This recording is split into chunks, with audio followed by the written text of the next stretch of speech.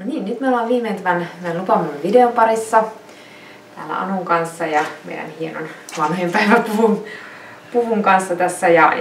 Ensimmäisenä me ajateltiin käydä nyt läpi näitä yllätyksiä, mitä voi ulkomailta tilatessa tulla. Eli ihan ensimmäisenä, Anu, niin mitä tämmöisiä niin aikaan ja ajankäyttöön liittyviä asioita saattaa tulla sitten, jos sä menet tilaamaan jostain kaukoidästä vaikka? Joo, pukuhan kannattaa tilata todella hyvissä ajoin. Nimittäin se toimitusaika saattaa venyä tosi pitkäksi. Mm-hmm. Ja sen kyllä hoksaa siinä, että meillä tanssijoiden kynnyksellä niin ompelimot täyttyy noista puvuista, koska tytöt ihan viime tingassa saa niitä. Ja sitten tulee paniikissa ompelimoon, että ehtiikö vielä ja puhelin alkaa soida. Tai sitten tulee näitä puheluja, että ei ole vieläkään saapunut se puku, että se on kyllä luvattu jo monta viikkoa sitten, että ehtiihän tekee aivan viime tingassakin, niin kyllä me ehditään. No niin. Me lisätään vaikka resursseja sitten, että kaikki saavat korjautettua ja muokkautettua ne pukunsa. Mahtavaa. Hyvä.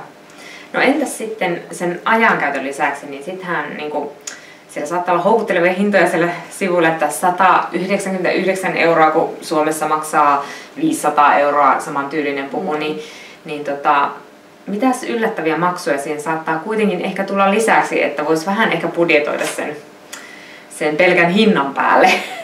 No joo, jos se puku on sen 199, niin siihen saa lisätä ulkomailta tilatessa arvonlisäveron 24%, tullimaksun 12% mahdollisesti, jos se puku sattuu jäämään sinne tulliin. Ja sitten korjauskustannukset. Aika harvinaista, että se sattuisi olemaan just hyvä. Mullakin tuli nyt tarjouspyyntö toisen sisaren puvusta, kun toiselle sisarelle on tilattu edellisenä vuonna puku edullisesti. Ja se puvun tilaus oli onnistunut ja tanssiaiset oli mennyt puvulla oikein hyvin, mutta sille puvulle oli kertynyt niitä kustannuksia sitten korjausompelusta, tullista, toimitusmaksuista. Et oikeastaan se oli tänä vuonna sama teettää ompelimossa. Yllättäen niitä vaan kertyy siihen. Miten sitten, kun se mekko sieltä saapuu sieltä postista minkälaisia yllätyksiä siinä niin voi siinä ihan fyysisessä mekossa sitten olla, kun se sieltä paketista kaivetaan esille? No se, mistä meillä oli aikaisemminkin puhetta, niin tosiaan se saattaa olla niin, että siinä mekossa on sellainen tosi voimakas kemikaalin tuoksu.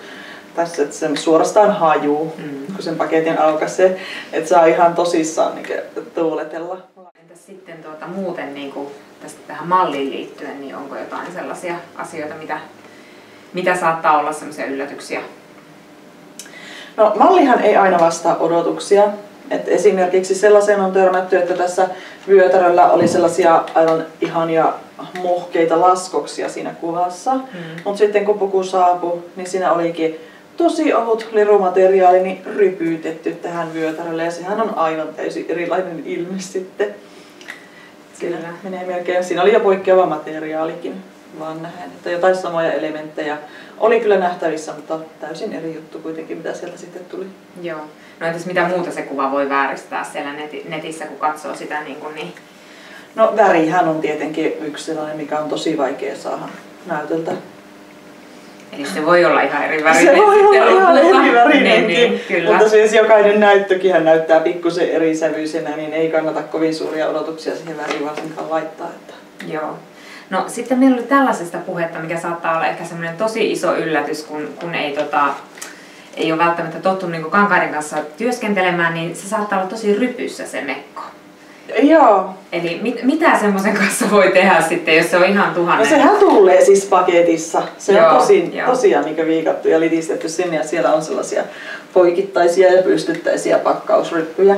Ja se kannattaa ottaa sieltä pussista poissa ja ensiaputoimenpiteeksi niin pistää vaikka tommoseen lämpimään, jos on käynyt saunassa, niin sinne kylpyhuoneeseen, ei missään nimessä sinne saunaan asti, vaan sinne suihkutilaan, lämpimään suihkutilaan hengärissa riippumaan. Ja sitten kun se on ottanut vähän kosteutta itteensä, niin sitä sitten ihan käsin vähän sen niin oikoo ja antaa olla siinä hengärissa. Eli ei lähetä sitä silitysraudalla sitä mekkoa sulattelemaan, niin kuin siinä voi käydä. Joo. Eli siis nämä keinokuitua niin sulaa todella herkästi. Kotisilitysraudalla. Kyllä. Sitten jos näyttää, että siellä on jossain kerroksessa jotain, mitä täytyy raudalla painaa, niin ehdottomasti puolilla silitysliina siihen päälle. Joo.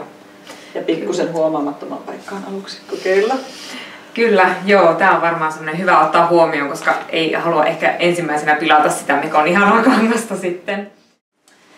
No niin, Anu, tää ei ollut meidän ainoa video, tää oli meidän ensimmäinen video näistä vanhojenpäiväpuvuista, niin mitäs me sitten seuraavassa jaksossa puhutaan, eli mistä aiheesta? Me voitaisiin paneutua vaikka noihin puvun korjauksiin.